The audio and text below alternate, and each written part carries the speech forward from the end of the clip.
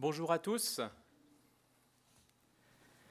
Je suis Renaud Kempf, conseiller innovation à CCI Normandie, et j'interviens auprès des entreprises sur les thématiques de la créativité et de la propriété intellectuelle. J'ai le privilège d'animer cette table ronde dont le fil conducteur sera lancer son innovation grâce à Internet et ses outils. Alors pourquoi avoir choisi ce thème ? Parce qu'il nous semble que le marketing n'est que très peu souvent abordé par les porteurs de projets innovants qui se focalisent essentiellement, et c'est bien compréhensible, sur la mise au point technique de leur offre avant toute chose. En revanche, ce n'est pas parce que le produit innovant est bon qu'il va se vendre tout seul. Nous aborderons donc d'abord l'intérêt d'une approche marketing dans la conception d'une offre innovante, puis nos intervenants spécialistes de l'Internet et du marketing, avec la double compétence, présenteront les outils du web qui vous faciliteront en tant que porteur de projets d'innovation ces démarches marketing et d'approche des clients. J'aurai le plaisir de co-animer cette table ronde avec ma collègue de la CCI de Rouen, Pauline Noack-Fressigne. Elle jouera un peu le rôle de Candide dans la table ronde, qui ignore plus ou moins, même si ce n'est pas vrai, ce qu'est le marketing et l'Internet, pour obliger nos intervenants à être les plus pédagogues possibles sur le sujet. Je remercie d'ailleurs par avance tous ces intervenants qui ont répondu présents, experts et témoins. Et nous souhaitons que vous puissiez vous exprimer. Donc on réservera quelques minutes à la fin de la table ronde pour quelques questions de l'auditoire. Je me tourne vers Patrick Nicole. Bonjour. Vous êtes dirigeant et fondateur de la société de conseil ADAC Consulting, implantée sur le territoire normand à Verson, dans l'agglomération de Caen, et depuis un mois maintenant en Haute-Normandie à Bolbec.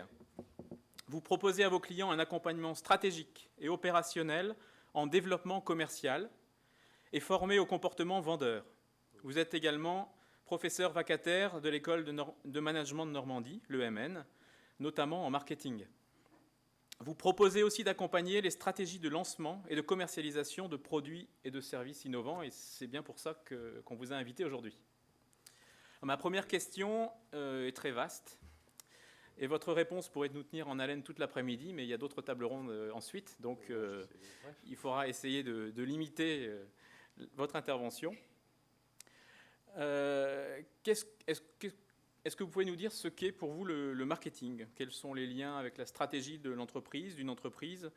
Et plus spécifiquement, quelles sont les spécificités du marketing dans le cadre d'une offre, du lancement d'une offre innovante ou dans la préparation d'une offre innovante ?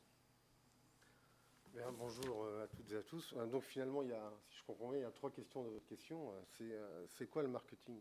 Le marketing, finalement, c'est simple, parce que sinon, je ne serais pas là. Le marketing, c'est avant tout un état d'esprit. Cet état d'esprit, on doit le retrouver dans toutes les composantes de l'entreprise. Donc, souvent, on compte des entreprises où seuls les équipes commerciales ou les dirigeants sont concernés par le marketing. Le marketing, c'est une chaîne. Je tiens à dire en premier lieu que tout individu, tout collaborateur est concerné par le marketing et que souvent, les meilleures idées viennent de la base et souvent des utilisateurs. Ça, c'est un point très important. La deuxième chose, le marketing, c'est aussi donc un état d'esprit puisqu'il se diffuse dans l'entreprise, il appartient à la culture de l'entreprise. Et la deuxième chose, le marketing, c'est une démarche raisonnée. C'est une démarche raisonnée parce que le marketing s'intègre dans la pérennité, c'est une démarche pérenne, et aussi dans la rentabilité. Il faut appeler un chat un chat. Les entreprises sont là pour gagner de l'argent, donc il s'agit aussi de diffuser, de déployer des offres qui vont faire gagner de l'argent à l'entreprise. Alors comment arriver à tout ça ? C'est en intégrant 2 volets dans le marketing. Donc je ne veux pas être trop didactique, mais il y a le marketing stratégique qui, lui, va plutôt correspondre à la démarche de pérennité. Et puis le marketing opérationnel qui, lui, va plutôt avoir trait, je dirais, à l'action commerciale. Alors, c'est quoi donc le rapport entre, si je comprends bien votre question, entre la stratégie de l'entreprise et le marketing stratégique ? Eh bien, c'est que dans le marketing stratégique, il y a stratégie. Et il y a aussi orientation. Ça veut dire que alors je ne sais pas où est la poule, où est l'œuf, hein, ça va dépendre de la culture. Est-ce que je commence par faire du marketing ou est-ce que je commence par avoir une stratégie globale d'entreprise? L'idée est de savoir que, et peut-être que j'aurai l'occasion d'en parler un peu plus tout à l'heure, c'est une démarche raisonnée avec des étapes que l'on doit respecter chronologiquement. C'est très simple, le marketing, c'est 3 étapes, c'est connaître, décider, agir. Les 2 premières étapes, connaître et décider, sont relatives au marketing stratégique et il faut surtout bien établir ces 2 étapes avant de penser à quelconque commercialisation. C'est aussi souvent l'erreur qu'on rencontre chez des innovateurs, chez des jeunes entreprises, parce qu'elles ont tendance à penser que leur produit va être vite fait une success story, alors que si on bafoue certaines étapes, excusez-moi d'expression, mais je vais être un peu trivial, on peut se prendre très vite les pieds dans le tapis. Alors, le marketing stratégique, connaître et décider, c'est le marketing informationnel pour connaître, et c'est le marketing management pour décider.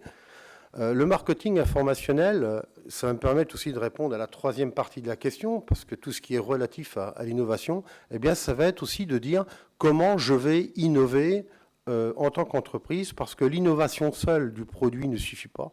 Il faut aussi, lorsqu'on lance un nouveau produit, que l'entreprise innove au niveau de son marketing. Alors, innover au niveau de son marketing, ça devient beaucoup plus aisé maintenant.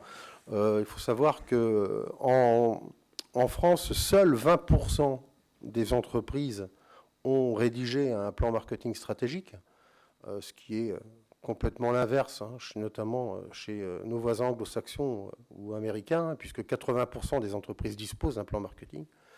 Donc l'histoire est toute simple, c'est je pars du port et vers quel port je me dirige. Pour ça, il faut effectivement avoir une stratégie de collecte de l'information.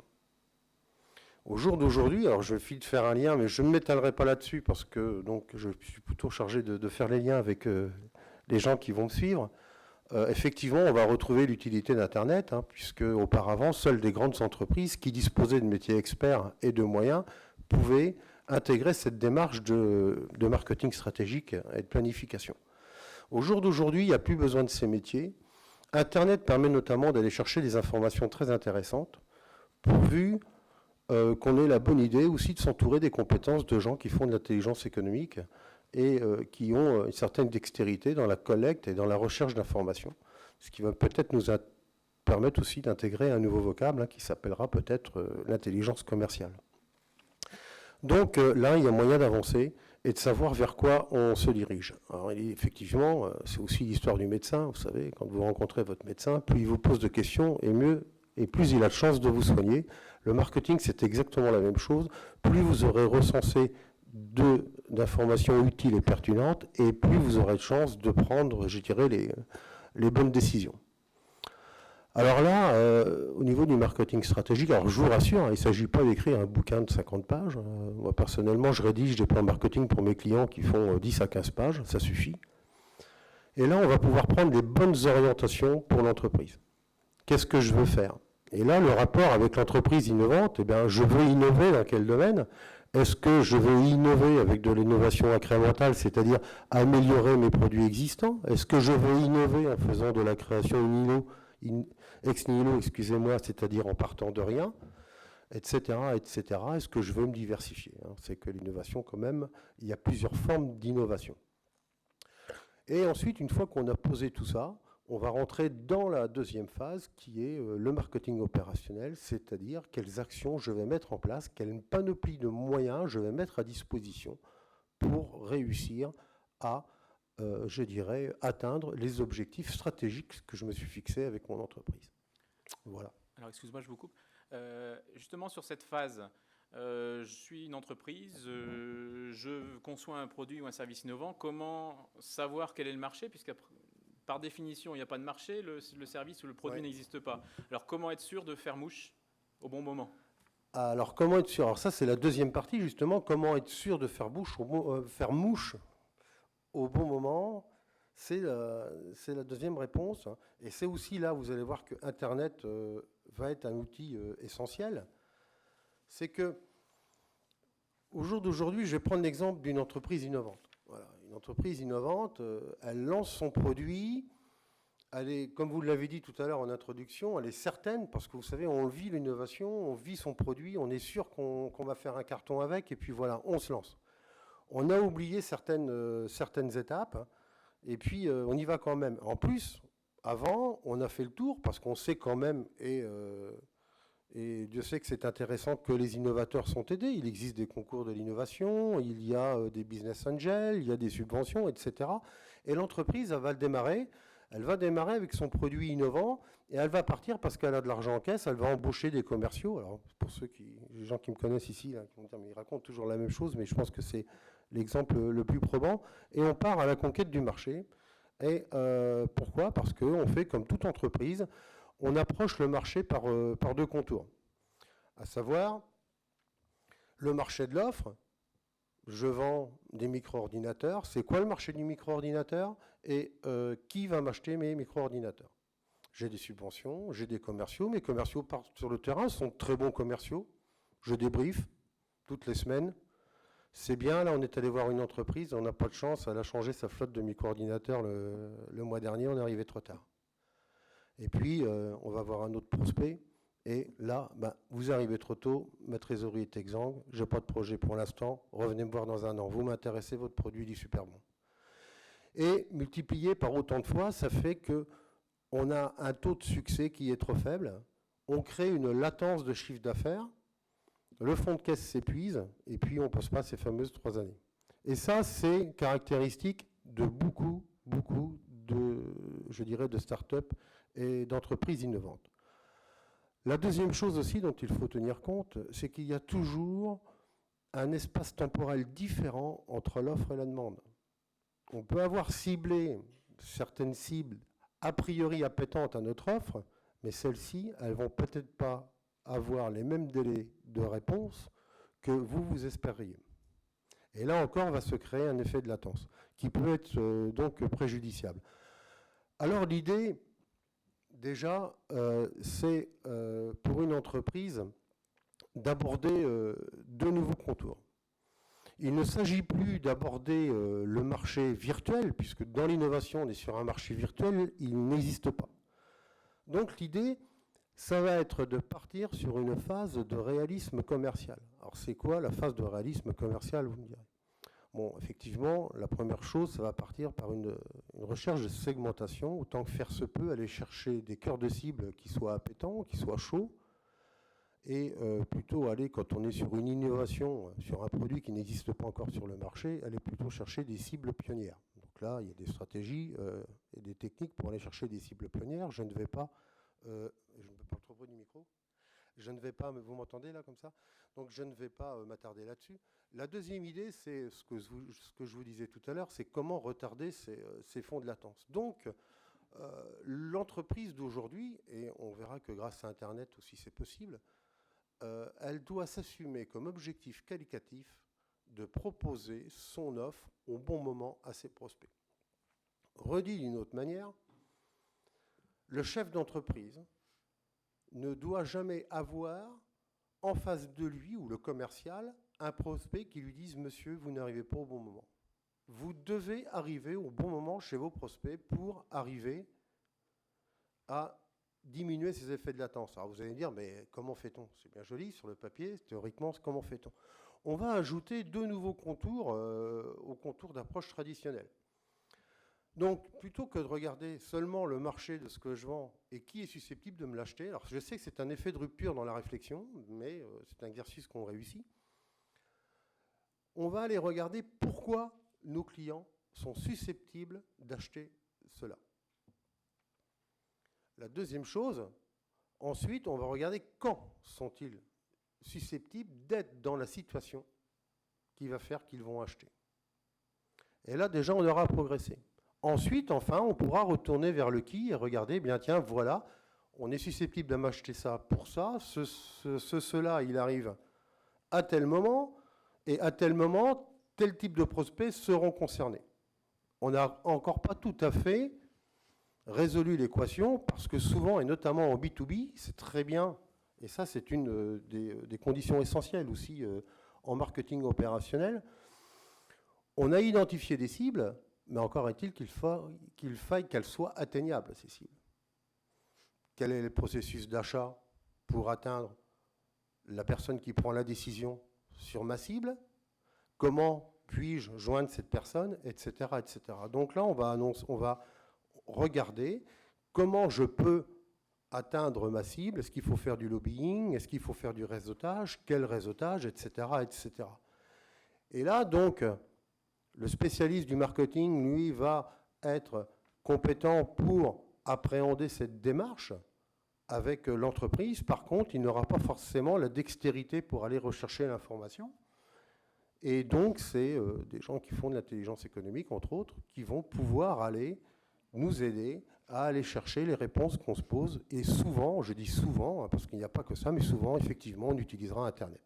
Et là, on arrive à faire des choses intéressantes. Alors, pour ma part, j'ai fait l'un test avec un confrère donc, spécialisé en intelligence économique auprès de 10 entreprises sur ce raisonnement-là. Et on a obtenu pour le moins des résultats assez probants. Donc voilà les spécificités au niveau du marketing de l'innovation. Ça peut s'adapter à d'autres entreprises qui ont des effets de latence, mais pour des gens qui innovent, qui ont besoin de rentrer de l'argent rapidement, il faut évoluer vers des stratégies comme ça. Et là, Internet est un excellent appui. Merci Monsieur Nicole, merci d'avoir planté le décor.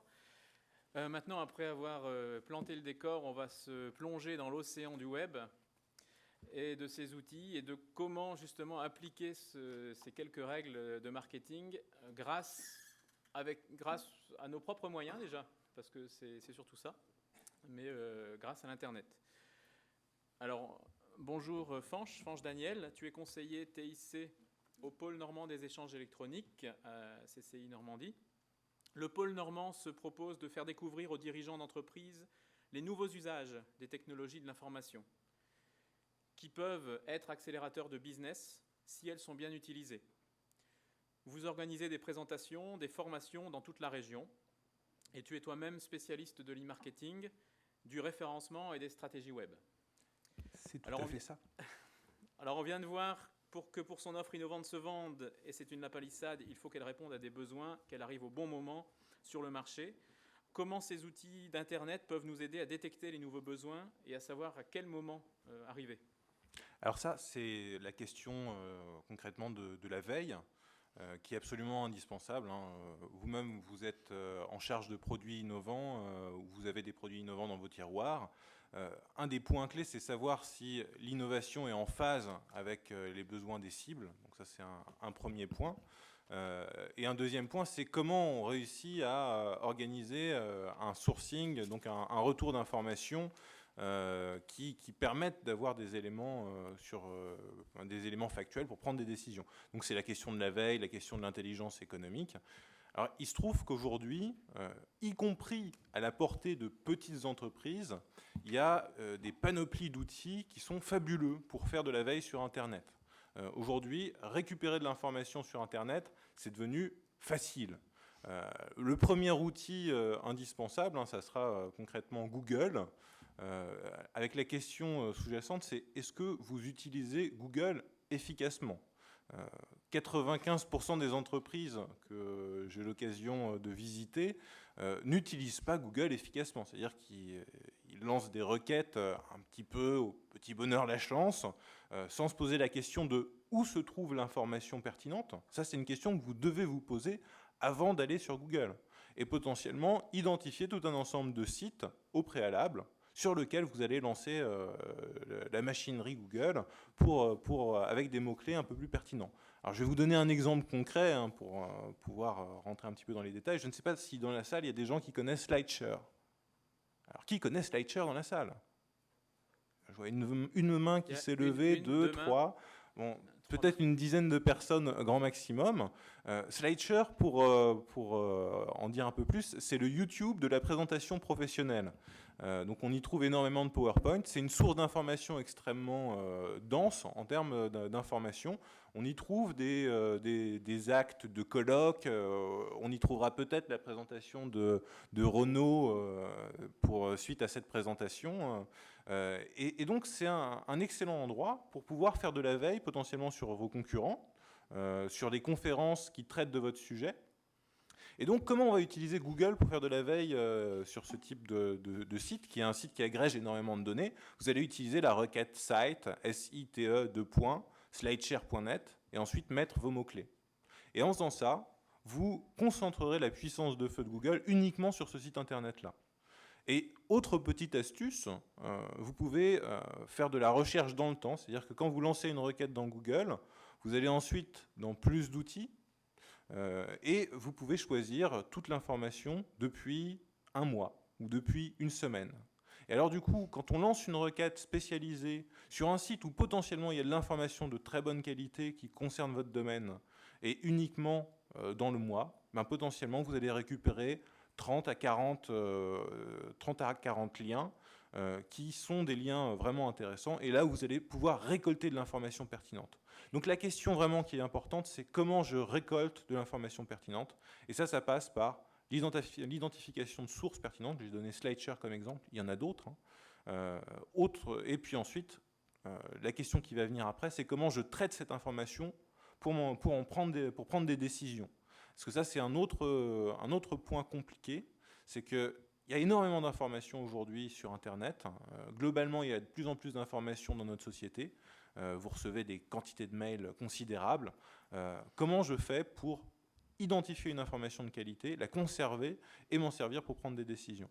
Donc ça, la chose qu'il faut garder en tête, c'est que la veille ne suffit pas. Il ne suffit pas de lire des articles.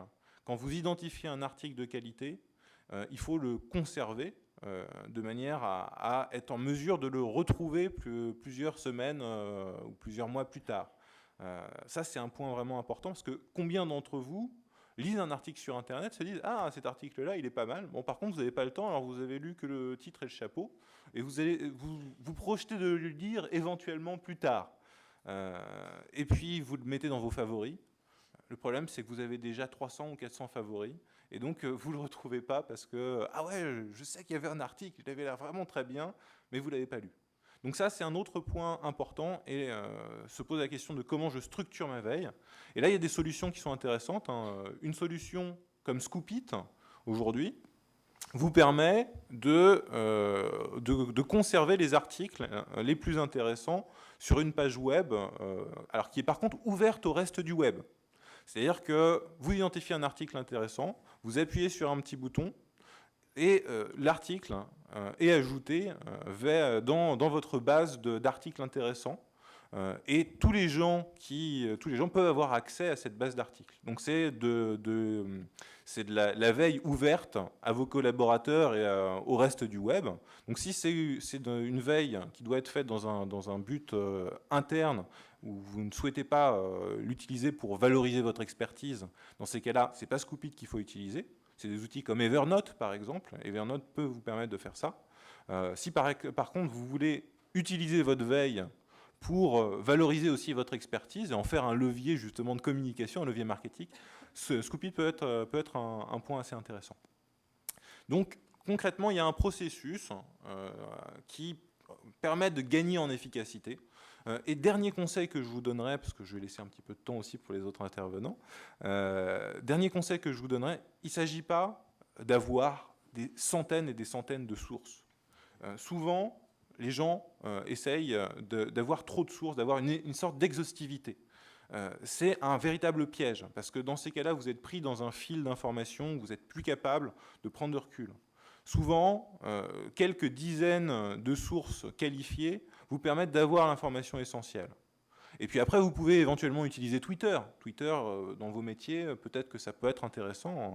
Il y a peut-être des gens qui parlent de vos métiers sur Twitter. Et dans ces cas-là, si vous choisissez bien vos interlocuteurs, vous pouvez récupérer de l'information de très bonne qualité. Mais là encore, il ne s'agit pas de rester connecté 24 heures sur 24 sur Twitter. Il s'agit de se donner des limites, de se dire, bon voilà, j'ai passé du temps pour faire de la veille, j'ai récupéré quelques informations importantes qui vont m'aider à prendre des décisions. Et puis si vous manquez des informations, gardez en tête qu'une information très importante, elle sera rediffusée par des tas et des tas de gens. C'est-à-dire que vous l'avez manqué aujourd'hui, vous ne la manquerez probablement pas demain ou après-demain. Donc ça, c'est un autre point important. Et c'est très vrai sur Twitter. C'est-à-dire que sur Twitter, une information importante, elle va être retweetée par des centaines, par des milliers de personnes. Et donc, du coup, vous l'avez peut-être manqué aujourd'hui, vous ne la manquerez pas demain. Et donc, en vous donnant des limites, mais en vous donnant des objectifs concrets, je trouve de l'information de qualité sur des sources qualifiées et je conserve l'information la plus importante pour prendre des décisions, mais j'y passe pas tout mon temps. Et je partage aussi l'information avec les interlocuteurs qui vont pouvoir en tirer des conclusions intéressantes. Ça, c'est un autre énorme problème qu'il y a par rapport à la veille. Souvent, on envoie des tas d'informations pour info à ses collaborateurs. On est noyé des mails pour info. Le problème, c'est de savoir, est-ce que l'information que j'envoie à cette personne va l'aider à prendre des décisions vraiment importantes. N'envoyez pas une information où il faut être ingénieur pour déchiffrer cette information à quelqu'un qui ne peut pas déchiffrer cette information et en tirer les conséquences, quoi. C'est important de se poser la question de la cible. Et donc tout ça, c'est des bonnes pratiques, hein. Ça peut paraître évident pour un grand nombre d'entre vous, mais c'est important de les mettre en application, parce que c'est en les mettant en application qu'on gagne vraiment de l'efficacité dans son processus de collecte d'informations sur la toile, et qu'au bout du compte, on en tire des conclusions pour développer des produits innovants. Merci Fanch. Donc on a bien compris que la veille, c'est à la portée de tout le monde, avec des outils simples, disponibles, gratuits ou presque. Ça permet de voir l'évolution dans le temps aussi de ce qu'on peut trouver et donc d'analyser des tendances qui peuvent nous faire prendre des bonnes décisions au marketing pour lancer nos offres ou pour concevoir nos offres. On n'a pas le temps d'aller plus loin, mais je sais qu'il y a aussi le référencement qui est important, comment bien capter la clientèle grâce à Internet. Alors pour ça, je vous invite à assister aux présentations du pôle normand des échanges électroniques pour aller plus loin, parce qu'on s'éloignerait un peu du sujet du jour. Donc merci donc. Je me tourne vers Bruno Caillot pour poursuivre cette table ronde. Vous dirigez l'entreprise Encapi, agence de marketing et de conseil spécialisée dans les secteurs,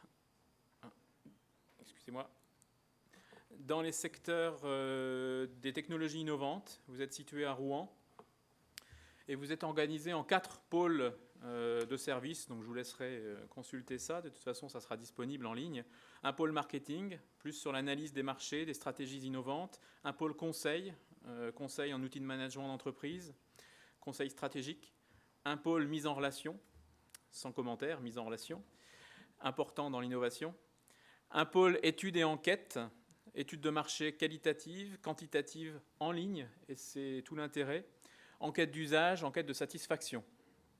Donc dans le cadre de ce dernier pôle Encapi, vous avez développé des outils permettant de faire participer des internautes à l'évaluation des futurs produits. Analyser les tendances, identifier le potentiel marché, identifier la concurrence. Est-ce que vous pouvez nous en dire plus ? Oui, bonjour à tous. Alors oui, pareil, je vais essayer de ne pas trop monopoliser la parole. Je rejoins mon confrère tout à l'heure qui a brillamment parlé de l'expérience marketing qui est indispensable en préambule d'un montage d'une entreprise ou le lancement d'une solution. Alors, je rajouterais en complément de ce qu'il a dit tout à l'heure qu'à un moment donné, il va falloir évaluer. Et pour évaluer, il va falloir mettre en place des outils d'évaluation. Ça touchera un petit peu aussi ce qu'a dit Fanch tout à l'heure sur la veille. À un moment, il va falloir se situer par rapport à ce qui existe sur le marché, donc la concurrence, le segment et un certain nombre de choses. Donc aujourd'hui, pour évaluer, nous avons dans la démarche que nous entreprenons vis-à-vis des jeunes entreprises innovantes, mis en place des outils qui permettent d'utiliser Internet pour identifier les potentiels marchés en questionnant directement les interlocuteurs et les consommateurs, entre guillemets, qu'ils soient des consommateurs grand public ou des entreprises. Donc ces outils, ils sont de plusieurs types, jusqu'à un passé qui n'est pas si lointain que ça. On utilisait les outils traditionnels de téléphonie pour mener des enquêtes. L'arrivée d'Internet, il y a quelques années, a permis maintenant de positionner l'évaluation des différents projets et de ce que pensent les consommateurs directement en les questionnant sur des outils qui sont pour le moins plus intéressants pour l'utilisateur parce qu'il va pouvoir répondre à son rythme, hein, et non plus avec une opératrice. Alors, je n'ai rien du tout contre les enquêtes téléphoniques, parce que j'en fais moi-même aussi, mais avec un sentiment un petit peu différent dans l'utilisation. Alors pour ce faire, on va utiliser les moyens traditionnels sur Internet, c'est-à-dire on va identifier une cible, un segment, par exemple, dire je vais interroger des industriels et plutôt des chefs de production dans l'agroalimentaire. Donc voilà, j'ai caractérisé ma cible. Je vais identifier un certain nombre d'entreprises et je vais leur poser des questions qui vont être des questions à plusieurs niveaux, qui vont permettre déjà d'identifier les usages qu'ils ont d'une solution et d'identifier surtout quels seront leurs besoins et quels sont les besoins qu'ils pressentent sur l'amélioration de leurs conditions de travail ou des outils qu'ils utilisent. Et petit à petit, on va de ce fait évaluer un potentiel dans l'entreprise qui va pouvoir être mis en exergue pour le porteur de projet sur à quel moment je lance ma solution, dans quel domaine bien spécifique je vais pouvoir bâtir mes argumentaires. Et je rejoins encore une fois mon confrère tout à l'heure qui, au niveau du lancement, il est très important à un moment donné de se situer pour ne pas se tromper de cible. Et donc on va pouvoir de ce fait correctement adresser notre client avec une bonne offre et également un bon prix. Alors pour ce faire, il y a plusieurs types d'interrogations qui peuvent être faites. On va utiliser des fichiers existants, donc, dans lesquels on a quelques milliers d'adresses mail pour interroger notre public. Et tout à l'heure, on disait que Franche nous rappelait que des mails, on en reçoit un certain nombre tous les jours, qui est difficile de faire le tour. Alors nous, on a essayé d'aller chercher un petit peu plus loin. On a fait une expérience en début d'année avec des porteurs de projets pour évaluer le potentiel d'un marché, non plus en s'adressant directement aux consommateurs d'une manière plus intrusive, en leur envoyant un mail, les sollicitant pour obtenir une réponse, mais on a utilisé les outils d'Internet où on demande à des consommateurs, cette fois-ci, de cliquer sur un lien pour évaluer une solution. Vous avez tous, j'imagine, déjà rencontré ce type d'évaluation. Alors souvent, c'est des questionnaires très courts, qui comportent 3-4 questions et sur lesquels on va se positionner sur un marché. Nous, on va un petit peu plus loin, puisque dans ces questions que l'on va poser, alors sur le moteur classique de Google, on va poser des questions qui sont très proches de celles qu'on poste dans des enquêtes beaucoup plus complètes, postées sur Internet. Et on va de ce fait identifier, d'une part, le profil du répondant, parce qu'Internet, c'est également une source importante de personnes qui vont se connecter et donner des réponses parfois un peu farfelues. Donc, on a une sémantique dans la manière de poser les questions qui va nous permettre de valider que les questionnaires qui sont posés sont efficaces et surtout réels. Et de ce fait, on va, au travers de notre questionnaire, évaluer le besoin de la solution qui va être mise en place. Est-ce qu'il correspond à un marché? Est-ce qu'il correspond effectivement à quelque chose dont le consommateur a envie? Et on va valider que le prix qui est proposé est un prix qui est conforme aux attentes des différents consommateurs. Alors on a un petit peu, dans ce domaine-là, traversé les frontières de l'enquête traditionnelle pour aller poster nos enquêtes sur, de manière traditionnelle, Google, mais également sur Facebook. De ce fait, on a touché des publics beaucoup plus importants avec des évaluations qui nous permettent d'obtenir, en termes de quantitatif, parce qu'à un moment donné, il faut, quand on évalue un projet, avoir des réponses factuelles et quantitatives sur ce type de marché. Un petit peu comme on a résolu sur Internet. Et traditionnellement, sinon, on va chercher, pour répondre à des questionnaires beaucoup plus techniques, des panels de consommateurs ou des panels de chefs d'entreprise qui vont répondre d'une manière volontaire à ces questions. Un petit peu la manière dont on a répondu sur ce type d'enquête. Merci, Monsieur Caillot, pour cette approche un peu même innovante, on peut le dire, de la recherche d'informations pour prendre une décision et puis pour trouver les bons produits à lancer au bon moment. Je me tourne maintenant vers Nadège Belloche-Lemarchand. Vous avez une activité de conseil en médias sociaux. Quand nous nous sommes rencontrés il y a quelques semaines, je vous ai demandé une traduction parce que je ne suis pas encore au fait de ces nouveaux métiers qui sont innovants aussi. Si j'ai bien compris, les médias sociaux sont des supports de communication qui permettent d'entrer en relation sur Internet avec d'autres internautes, et ça de façon très interactive. Jusque-là, ça a l'air d'être clair. Ensuite, vous êtes aussi community manager, c'est-à-dire animatrice ou gestionnaire de communauté en français, sur le web. Et l'aspect particulier que vous avez, c'est que vous proposez ce service à vos clients. Donc vous leur proposez d'être leur voix sur Internet. Parce qu'un site web statique, aujourd'hui, ne suffit plus. Et vous proposez même d'aider les entreprises, en allant plus loin, à gérer leur e-réputation, leur réputation sur l'Internet. Donc on imagine que l'entreprise qui vient vous voir, on se place dans le cas, l'entreprise qui vient vous voir a une offre innovante de qualité qui répond à des réels besoins identifiés. On a suivi tous les cours et tous les conseils précédemment illustrés. Elle sait ou elle commence à savoir à qui elle s'adresse. Comment faites-vous pour l'aider à se faire connaître, à faire connaître cette offre ? Alors, est-ce qu'il faut qu'elle perde son temps avant à élaborer une stratégie, ou est-ce que c'est inutile ? Ou est-ce qu'elle communique tous azimuts, Facebook, les réseaux sociaux, LinkedIn, Viadeo, Smart Panda et autres ? Ou est-ce qu'il faut qu'elle prenne un papier et un crayon avant ? Alors bonjour.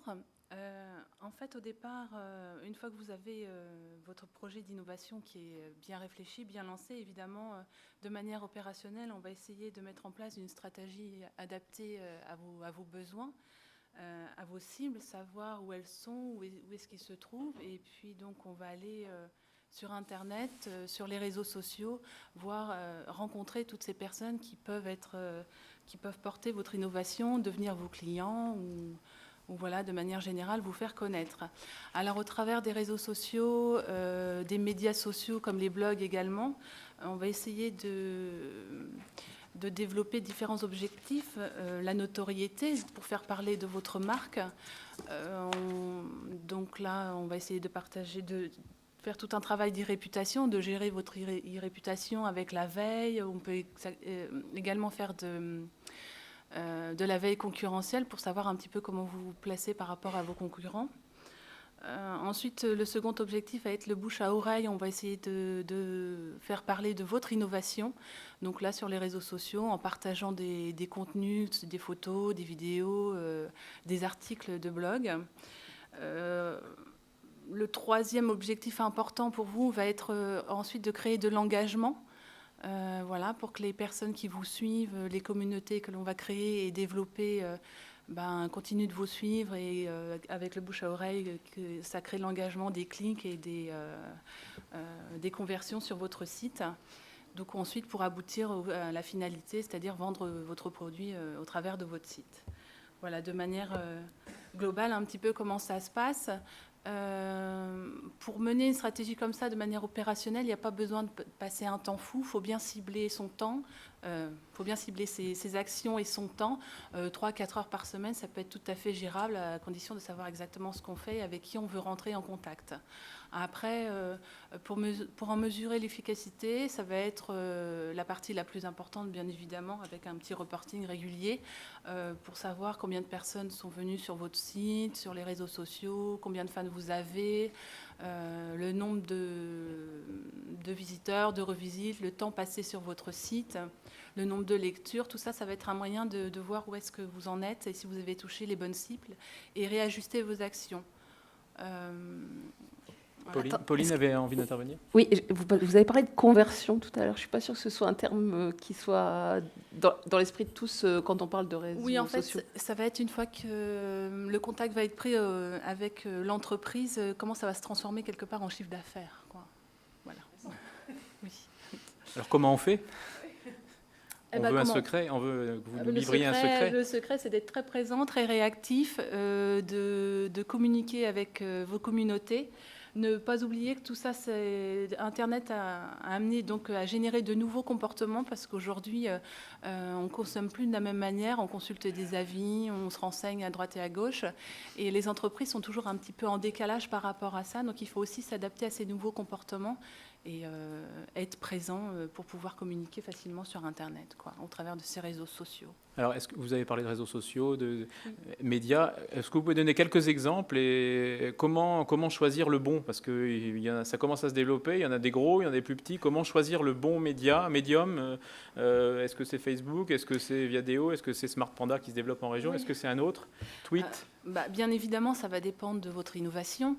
Si c'est orienté grand public, on pense tous à Facebook, bien évidemment, parce qu'aujourd'hui, il y a 1 milliard d'utilisateurs qui sont dessus, donc ça peut être un bon média. Si vous êtes plus orienté B2B, on va aller sur Viadeo, qui est beaucoup plus européen. Aujourd'hui, le mieux encore reste LinkedIn, parce que là, il y a beaucoup de potentialités dessus, beaucoup de décideurs qui viennent. Après, bien sûr, sans oublier Twitter, puisque là, bien sûr, vous pouvez faire de la veille et obtenir un maximum d'informations. C'est vrai que Smart Panda au niveau local est très bien quand vous faites du B2B, donc de professionnel à professionnel. Après, il existe plein de types de réseaux sociaux différents. À vous de trouver le bon selon votre innovation et votre secteur d'activité. Et je pense que vous pouvez aider les entreprises à trouver le bon en fonction de leur profil et de leur stratégie. Oui, tout à fait, oui. Merci. Alors, on a eu des experts, et puis on va attaquer une nouvelle catégorie d'experts aussi maintenant, puisque ce sont des entreprises ou des porteurs de projets qui ont utilisé Internet pour essayer de lancer leur projet ou le promouvoir. Donc tout d'abord, bonjour Xavier Dutertre. Vous êtes le pilote, et je n'ai pas choisi ce mot par hasard, le pilote donc des projets Biplane et Isoplane. Plutôt que de grands discours, on va voir les projets en images. Donc là, c'est le projet Biplane. C'est un nouveau concept d'avion du futur à fuselage détachable, comme une abeille qui transporte son miel sous ses pattes, et puis qui va son pollen sous ses pattes et qui va le déposer. Et l'autre projet, Isoplane, là, c'est du camion à l'avion. Un avion dans lequel on peut déposer directement sans manutention. Un camion vient apporter son container ISO sans manutention et s'en va, et l'avion est chargé. Donc voilà ces deux projets. Donc vous avez lancé ces projets en début de cette année. Vous commencez grâce à Internet à avoir des partenaires et non des moindres pour faire avancer ces projets, puisque là on est dans une phase quand même amont. Vous avez déjà déposé une demande de brevet. Votre projet est maintenant en incubation à l'incubateur de Scénarii. Donc ces projets, vous me l'avez dit, n'auraient pas pu voir le jour sans Internet. Sans Internet, pas de projet, ça c'est clair. Est-ce que vous pouvez nous en dire plus sur votre stratégie web, votre utilisation des réseaux sociaux et de Twitter? Il y a quelques planches pour illustrer, et vous me direz. Très bien, bonjour Renaud, bonjour à tous. Déjà, je voulais vous remercier de m'avoir invité à cette table ronde ici au Havre. Et il y aura des intérêts pour les projets de pouvoir justement développer des partenariats avec le Havre. Merci au CCI, au réseau des CCI, à Scénarii, à NAE, à l'INPI, qui nous aident à porter le projet, et aussi sans qui le projet ne pourrait pas exister. Donc nous sommes une start-up technologique. Technologie, notre créneau, c'est l'innovation participative en aéronautique. C'est-à-dire que nous portons des projets collaboratifs sur des technologies innovantes et sur les avions du futur.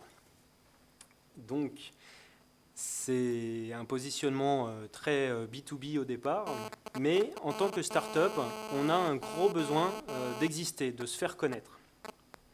Donc, les deux messages que j'aimerais pouvoir vous faire passer pendant cette présentation, c'est d'abord de bien définir votre stratégie d'approche des outils. Et la deuxième, c'est qu'il y a des outils simples qui existent et qui peuvent ne pas prendre beaucoup de temps. Peut-être rapidement redécrire les deux projets alors non, passons donc. Très bien. Donc en fait, d'abord se faire connaître sur les réseaux sociaux. C'est effectivement du Viadeo, du LinkedIn. Ça doit être une stratégie de long terme pour développer des partenariats, enfin en tout cas des relations, du réseau, sans qui on ne peut pas développer des affaires, des relations. Et pour un projet innovant qui s'adresse à des sociétés, des équipementiers aéronautiques, des avionneurs, il est important de garder une relation sociale à la fois sur Internet et en dehors d'Internet, qui nous permet de construire cette relation sur le long terme. Et ça, des outils comme LastPass, qui nous permettent de perdre moins de temps sur la saisie des mots de passe, sont des outils très simples qui permettent d'éviter à ressaisir des mots de passe. Et ça nous fait gagner 5-6 minutes par jour. Et ça aide à avoir une meilleure réactivité. Nous, notre créneau, c'est de pouvoir faire rêver les ingénieurs aéronautiques, rêver les industriels et de parler du futur. Donc pour ça, il faut pouvoir communiquer. Communiquer, ça se fait assez facilement maintenant, mais il faut vraiment choisir à qui on communique. Des outils comme la CRM, donc Customer Relationship Management, des outils de gestion de la relation client. Pour une start-up, c'est très facile à avoir. Ça s'achète en mode SaaS, donc partagé sur Internet. C'est des abonnements qui peuvent être achetés. Donc si on n'a pas Internet, on ne peut pas avoir ces abonnements. C'est des outils qui font de la gestion de projet, qui permettent d'envoyer des newsletters. Donc nous, on utilise Sugar CRM, qui sont des outils très simples et qui permettent d'avoir une pertinence dans la communication et une réactivité très importante. Bien sûr, les outils Internet, c'est aussi les sites Internet. Les sites Internet, c'est vraiment une stratégie globale qui doit passer du nom, donc de la marque, du nom de domaine. Donc ça commence très tôt, de savoir si, associé à votre marque, votre nom de domaine est disponible. Et c'est aussi une charte graphique. Donc si rapidement, on peut quand même revenir sur les pages d'avant, des chartes graphiques qui peuvent être orientées sur le message qu'on veut faire passer, donc du vert, du message beaucoup plus orienté abeille pour un projet, et si on vient sur l'autre, un message beaucoup plus, je dirais carré, gris, ISO autour du conteneur, et ça joue sur l'effet de marque et sur le message qu'on veut faire passer. Et ce n'est pas des choses très compliquées à faire. Il y a des providers, des fournisseurs d'accès Internet, des fournisseurs de sites qui permettent très facilement de construire des sites Internet.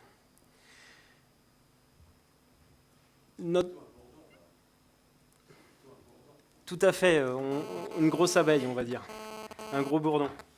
Alors, comme je vous l'ai dit, notre secteur, c'est le projet collaboratif. Donc on a aussi le besoin de partager nos fichiers avec des écoles, des cabinets techniques. Et ça doit être réactif. Et donc on héberge nos propres serveurs. Et c'est des choses qui sont assez simples à mettre en place. En tant que start-up à peine créée, on a déjà des projets au sein de 4 écoles d'ingénieurs en France et on est en train de construire un consortium européen avec des intervenants en Irlande et en Italie qui devront communiquer ensemble et partager des informations et des fichiers. Et ça passe par du FTP, par de l'HTTPS. Et c'est des choses qui, quand on prend les bons outils, donc nous on a un serveur Synology, qui sont très faciles à comprendre et à paramétrer, avec nous une problématique où on a une partie de notre projet qui est quasiment de l'open source, et dans lesquels tout le monde a accès à l'information, et on veut aussi s'adresser à des équipementiers et des avionneurs pour lesquels il faut au contraire que l'information soit le plus sécurisée possible. Et donc il faut pouvoir, avec nos serveurs et les droits d'accès, gérer cette capacité de ségréguer l'information. Et tout ça, je vous interromps, et tout ça, à l'origine, il y a l'idée, il y a le concept, mais le concept, il faut le faire connaître. Et comment vous avez réussi à le faire connaître grâce à ces outils? Avec quels outils et comment vous les utilisez? En quelques minutes. Très bien, exactement, c'est ça. En fait, nous, on a un fort besoin de se faire connaître, d'exister. Ça a commencé par du Facebook. Au début, c'était qu'une idée à partager entre des amis et de la famille. Et ça a permis de rencontrer les premiers contacts qui ont fait germer l'idée, avec une page dédiée au projet, avec des événements qui sont aussi relayés sur Facebook. Et Facebook a des outils de suivi de l'impact que l'on a en termes de diffusion et de communication. Et le deuxième gros outil, c'est Twitter. Twitter, pour l'instant, on a, je dirais, entre guillemets, que 200 followers, mais c'est 200 followers qui sont à valeur ajoutée, c'est-à-dire qu'on a de la presse aéronautique, on a de la presse internationale, qui sont connectés à notre compte Twitter. Donc on a en particulier Yahoo Finance Aéro, Financial Times Aéro. On a aussi le Salon de Dubaï qui est connecté à notre compte Twitter, ainsi que celui de Pékin. Et en fait, tout en n'ayant que, entre guillemets, 200 followers, ça reste une communication ciblée de personnes qui sont connectées à notre compte. Twitter, c'est aussi une stratégie. Il faut l'inclure. C'est-à-dire que sur Facebook, on communique en français, par exemple. Sur Twitter, on communique que en anglais. On s'est aperçu au début qu'en communiquant en français sur Twitter, on perdait des followers. Et il faut savoir définir sa stratégie et aussi en changer quand c'est nécessaire, être réactif. Et donc maintenant, la communication sur Twitter n'est qu'en anglais. C'est un travail au quotidien, mais c'est un travail au quotidien qui peut être simple. Quelques mots encore, et puis c'est parfait. Je fais de la pub pour les iPads, pour avoir plusieurs écrans. Ça permet d'être réactif. Et ça permet aussi de développer son réseau, de trouver des partenaires et de finalement lancer des innovations qui sont à la fois ambitieuses mais réalisables. Merci Xavier Dutertre. Autre exemple d'entreprise innovante qui a utilisé le web pour se faire connaître, pour se développer. Bonjour Mathias Bigot. Vous dirigez l'entreprise BMJ Distribution. Vous avez lancé récemment une gamme de produits cosmétiques innovants et bio, nommée Biolo. Je vais passer. Oui, bonjour. Voilà. Oui, donc. Pardon, oui, je vous coupe. Je vais terminer juste la présentation. Donc, il s'agit d'une gamme de crèmes hydratantes jour et nuit, des laits, des eaux démaquillants. La distribution des produits se fait par l'intermédiaire de magasins réels de produits bio, tels que Biocop, ou par l'intermédiaire de votre site internet, donc www.biolo.fr. Vous avez réussi à constituer un réseau, si je me suis bien renseigné, d'environ 50 distributeurs agréés, présents sur une quinzaine de départements français. Oui, c'est ça, 80. Et vous 80. 80 maintenant. Donc vous avez créé l'entreprise en 2007 avec peu de moyens. Vous êtes fortement appuyé sur les outils du web pour lancer ces produits, notamment Facebook, où vos produits ont 5000 fans. Et certaines blogueuses aiment bien vos produits également, donc ça vous fait de la publicité gratuite. Voilà. Donc vous définissez d'ailleurs comme étant le community manager de Biolo. Mais d'après ce que vous m'avez indiqué, il ne suffit pas de faire des contacts via Internet, il faut quand même transformer l'essai à la main, je dirais. Est-ce que vous pouvez nous en dire plus? Quelle était votre démarche dans l'utilisation des médias sociaux? Et aujourd'hui, quels sont les retours et qu'est-ce que vous en attendez? Bien sûr. Donc déjà, en fait, nous, les médias sociaux, en fin de compte, c'était pas du tout une stratégie au départ prévue. Mais en fait, ils sont venus, on peut dire qu'ils sont venus vers nous parce qu'on a, comme vous dites, on a fait essayer à quelques blogueuses les produits. On a vu que ça plaisait. Et comme les blogueuses sont toutes sur Facebook, on a automatiquement, on est allé sur Facebook. Avec l'expérience, on s'est rendu compte effectivement que ça sert à, les contacts en eux-mêmes, ils servent à rien. Là, le cœur du problème, c'est de les convertir en clients.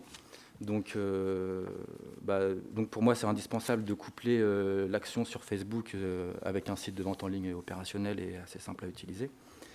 Parce que ça va vite. Sur Facebook, les gens, ils ont pas le temps. Il faut vraiment que ça aille vite. En quelques clics, le produit soit commandé, en fait. Et c'est pareil aussi sur Facebook. Les gens sont beaucoup sollicités par énormément de marques. Et on s'est rendu compte que finalement, ce qu'ils recherchent, c'est les bons plans, les offres, quelque chose qu'ils ne vont pas avoir ailleurs. Donc nous, en fait, ce qui nous a fait avoir pas mal de fans, c'est d'une, les blogueuses, et surtout aussi les concours. Par exemple, là, à 5000 fans, on a fait un petit concours. Et là, donc, ça nous fait énormément de fans en plus. Faut savoir aussi quoi publier et quand publier. Par exemple, nous, les 3/4 de nos commandes, c'est les 15 premiers jours du mois. Donc, et quand on fait un concours, on n'aura pas de commande automatiquement. Et coupler ça aussi, il faut aussi, moi je me suis rendu compte aussi qu'on peut faire une publication avec un code promo, c'est pas forcément ce qui va nous faire les commandes. Il faut faire la publication et en plus il faut la coupler avec une newsletter. Donc c'est intéressant d'essayer de récupérer les emails des fans en fin de compte. Et voilà, plein de petites choses comme ça qui font que finalement, moi je peux dire que dans mon cas c'est incontournable cet outil-là. Mais voilà, il faut bien réfléchir à ce qu'on fait, à ce qu'on publie, quel jour, quand, à quelle heure, tout ça c'est important. Moi je sais par exemple ce que je vais publier jusqu'à Noël en fait. On fait un programme sur à peu près 3 mois. Voilà. Et puis on sait à peu près. Après c'est modulable, hein, bien sûr c'est modulable. Mais il faut quand même savoir à peu près quoi publier et quand. Par exemple, nous, les 2 jours vraiment où il faut publier, c'est le mardi matin et le jeudi matin, par exemple. Parce que vous savez pourquoi? En fait, ça, c'est mon analyse personnelle et un peu ce que j'ai lu et tout ça, c'est que la plupart des gens se connectent à leur travail. Donc, la plupart des gens arrivent à 9h, donc il faut avoir publié avant 9h. Et le lundi, les gens n'ont pas le temps. Le vendredi, les gens n'ont pas le temps. Et le mercredi, pour nous, c'est beaucoup de femmes, donc le mercredi, souvent, elles ne travaillent pas, donc elles ne se connectent pas. Donc voilà, pour nous, c'est mardi et jeudi, en fait, là où il faut vraiment qu'on publie. Après, donc voilà. Puis après, ouais, des messages courts aussi, des messages courts et des images. Nous, c'est vraiment ce qu'on a décidé de faire. Faut que ça aille vite. Moi-même, je suis fan de plein de pages. J'ai pas le temps de lire. Faut vraiment que ça aille vite et que ça accroche l'œil. Après, c'est là la difficulté de trouver ce qu'il faut publier. Et voilà. J'ai une question, mais je n'ai pas de micro, vous m'entendez? Je voulais savoir si votre notoriété sur Internet avait un impact sur la décision d'un point de vente physique de prendre vos produits. Alors ça, on se rend compte de plus en plus parce qu'en fait, voilà, il y a les commandes directement des particuliers, mais on a aussi de plus en plus de professionnels en fait qui nous connaissent grâce à Facebook et qui nous contactent pour distribuer les produits. Donc ça, c'est vrai que c'est un double... Donc ça vous amène des points de vente physiques qui Voilà. viennent vous contacter directement. Voilà. Malgré qu'on fasse... Parce qu'en fait, nous, on base beaucoup sur les codes promo et on pourrait penser que ça fait peur en fait aux commerçants puisqu'on va vendre moins cher qu'eux. Mais finalement, non, voilà, de toute façon, il faut se faire connaître. C'est un moyen peu onéreux de se faire connaître et donc automatiquement, il y a des points de vente qui nous connaissent aussi. Là, je vois aussi avec ce concours, là, j'ai des magasins en fait qui m'ont passé commande. Il y a des magasins en fait qui m'ont passé commande sans qu'on les relance parce qu'ils ont vu qu'on était là. En fait, voilà, ça nous permet en fait d'être présent dans l'esprit des gens, en fin de compte. C'est pour ça que c'est important, c'est juste pour avoir une présence et que les gens pensent à nous sans qu'on soit besoin de faire du phoning tout le temps. Voilà. Et ça prend du temps d'animer? En fait, tout dépend de comment on s'organise. Comme je vous dis, moi, j'ai prévu tout ce que je vais publier là dans les 3 prochains mois. Donc, en fin de compte, ça me prend 5 minutes le matin, je me connecte et je fais la publi. Après, tout dépend. Voilà, je peux passer du temps aussi à regarder, à essayer de voir ce que font les concurrents. Donc, il faut y passer du temps. Mais j'ai envie de dire, ça peut aller vite, en fait.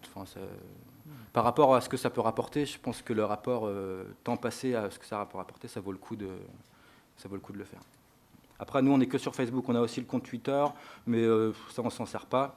On a aussi un réseau, il y a un réseau spécialisé où il y a beaucoup de blogueuses, c'est Hello Coton, mais on ne s'en sert pas non plus. Parce qu'en fin de compte, tout le monde est sur Facebook. C'est vrai que pour nous, les autres réseaux, c'est pas utile. Est-ce que vous avez déjà eu à gérer ce qu'on appelle du bad buzz, c'est-à-dire des gens mécontents qui s'expriment sur les réseaux sociaux sur vos produits? En fait, il y a une blogueuse, une fois, qui n'a pas trop aimé les produits, donc elle a fait une vidéo sur les produits.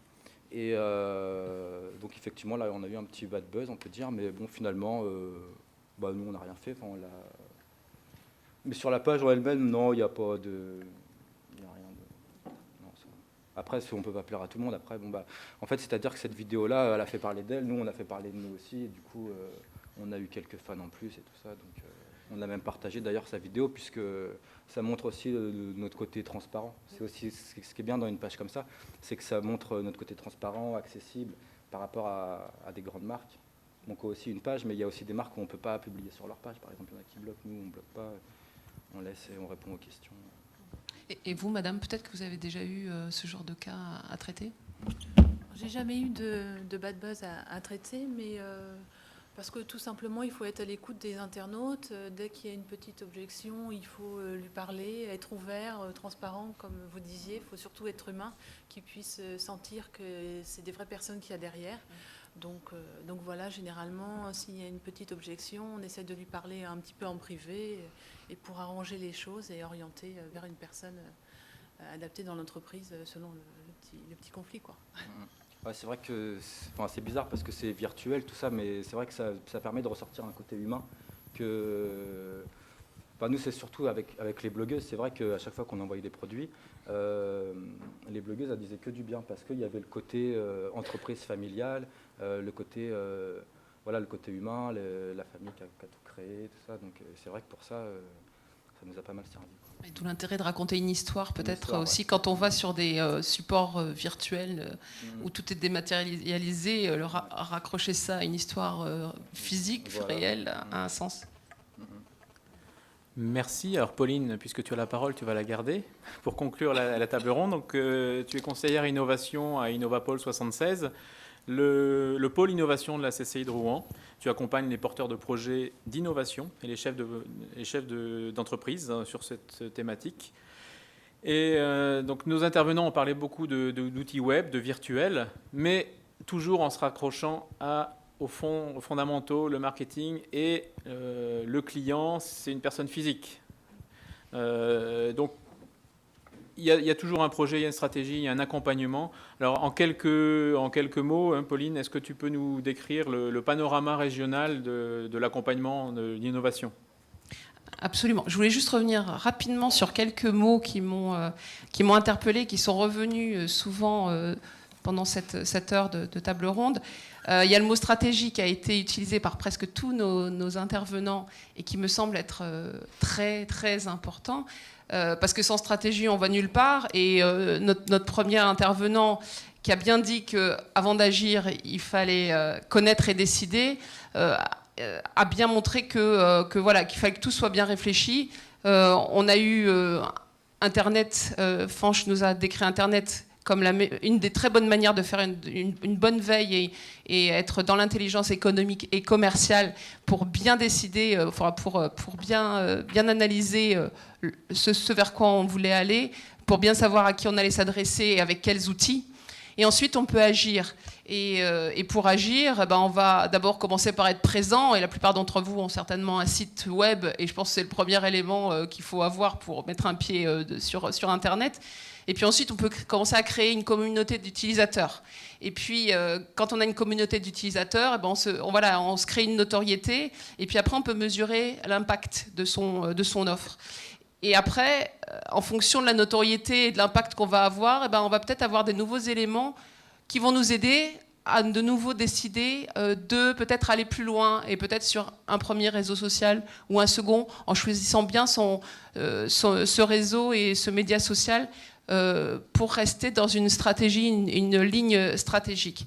Et comme le disait Renaud tout à l'heure en conclusion, et nos intervenants aussi, on ne peut pas tout faire sur Internet. Il faut garder un pied dans la réalité et se souvenir que chaque client, c'est une personne physique comme nous et qu'il faut parfois on peut aussi aller parler à des clients physiques qui vont parfois nous ramener un peu dans la réalité des choses. Bon, voilà, je voulais faire cette petite conclusion en quelques mots. Et donc tout ça pour... donc Renaud me demandait de vous parler en 2 mots de l'offre d'accompagnement qui existe sur notre territoire.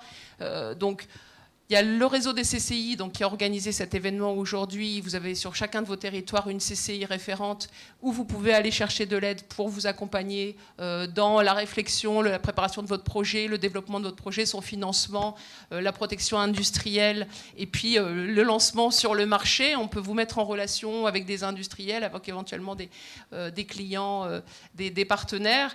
Et puis sur le territoire du Havre, il y a Inocéane.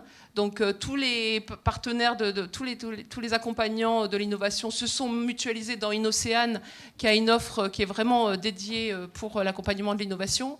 Et puis il y a aussi Scénari, l'agence régionale de l'innovation, qui peut soit accompagner les porteurs de projets quand ils sont en phase de création d'entreprise. Et puis après, l'entreprise en développement peut s'adresser à Scénari quand elle a besoin d'un partenaire, quand elle a besoin d'identifier le centre technique qui va bien pour développer un prototype, pour avancer dans ses recherches. Donc il y a un grand tissu d'accompagnement et on vous invite fortement à aller rencontrer ceux que vous ne connaissez pas encore, notamment sur les stands en bas ou venir nous voir après la table ronde.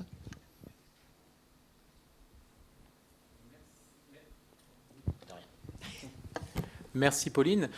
On va quand même prendre 1 à 2 minutes maximum pour les questions, s'il y a des questions dans la salle, des points particuliers, en sachant que nos intervenants sont également exposants sur des stands. Vous pouvez les rencontrer après la table ronde, leur demander des précisions si c'est un projet personnel, par exemple.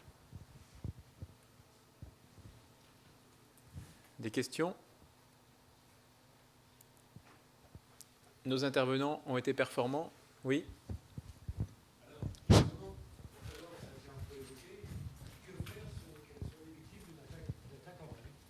sur Internet. Que faire si l'entreprise, la marque ou les produits sont victimes d'une attaque en règle sur Internet? Le bad buzz.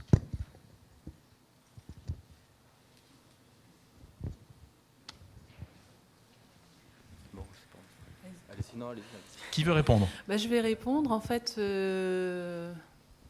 déjà savoir d'où vient la source, essayer de rentrer en contact avec la personne qui vous a causé ce bad buzz et essayer surtout de rassurer vos communautés sur Internet en étant, comme on le disait tout à l'heure, tout à fait transparent et voilà, surtout ne jamais rien supprimer, ne jamais rien modifier ou couper la parole aux personnes. C'est surtout laisser, bien souvent les communautés sur Internet, les gens, s'ils vous suivent, s'ils sont vraiment adeptes de votre marque, vont prendre la parole pour vous et vous soutenir. Donc voilà, il n'y aura pas une aussi grosse catastrophe que ça, à moins que ce soit vraiment quelque chose... voilà, je ne connais pas la nature du bad buzz, mais il faut retrouver la source. Et puis bien généralement, si la communauté est très active, vous avez certainement des ambassadeurs qui risquent fortement de vous défendre en fait. Donc voilà. Alors j'ajouterai un petit mot sur le plan du référencement. C'est très important d'agir en amont d'un bad buzz. C'est-à-dire que si vous avez par exemple une réputation qui est mauvaise, qui est inexistante, et que d'un coup il y a quelqu'un qui se met à parler de vous, cette information va remonter très rapidement dans Google. L'idée, c'est d'avoir déjà produit suffisamment de contenu pour qu'une information négative déjà n'apparaisse pas dans les premiers points dans Google. Et il faut savoir que globalement, 95% des internautes ne dépassent pas la première page de résultats de Google. Donc du coup, si c'est sur un forum qui est peu fréquenté, qui remonte pas beaucoup, c'est pas grave. Par contre, si c'est sur un forum qui est très fréquenté et qui va remonter rapidement dans les résultats, par exemple sur un forum comme auféminin.com, Doctissimo, ce genre de forums qui sont très bien référencés, dans ces cas-là, ça sera nettement plus compliqué d'agir.